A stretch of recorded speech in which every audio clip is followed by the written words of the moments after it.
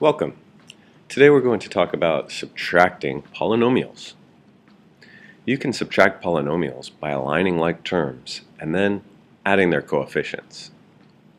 The first thing you're going to need to do, though, is to distribute the negative sign.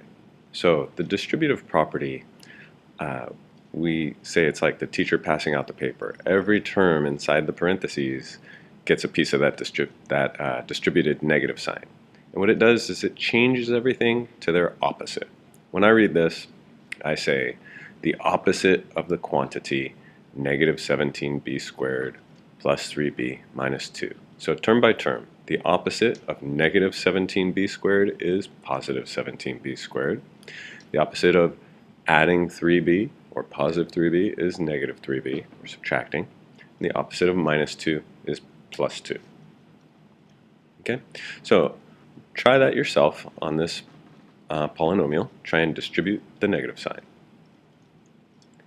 And the opposite of 7r squared is negative 7r squared. The opposite of minus 4r is plus 4r. The opposite of minus 9 is plus 9. Okay, so now we're ready to subtract a polynomial. Please write down this example. And we're going to begin by aligning the like terms. So we have 3x squared plus 2x minus 4 minus the quantity of 2x squared minus 4x minus 5. So we copy the first polynomial, and then we're going to distribute the negative sign.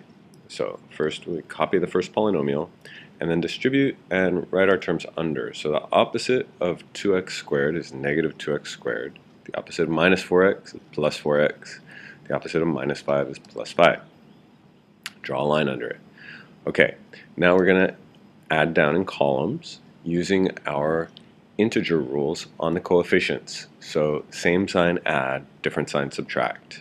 So 3x squared and negative 2x squared, that's different signs. So we subtract, we get 1x squared or just x squared. The next column, we have positive 2x and positive 4x. That sure looks like plus 6x to me. And finally, negative 4 and positive 5 equals 1 plus 1. And that's our answer, x squared plus 6x plus 1. So this is pretty simple. We're going to try another example that has slightly more complicated terms. So again, we're going to distribute the negative sign and recopy the first polynomial. So that's 9x squared y squared plus 4xy minus 5y. And we'll put each term under the term that it's like. So distributing the negative, this is going to be negative 2x squared y squared. That'll go under the 9x squared y squared. Then the opposite of negative 7x is going to be plus 7x, but there's no term that has just x, so we're going to create a fourth column. Put this plus 7x over here. And finally, the opposite of minus 3y is plus 3y.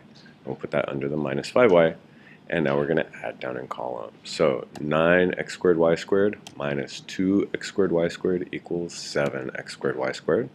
The 4xy just gets copied down, plus 4xy. A negative and a positive, subtract sign of the larger, we're going to get negative 2y.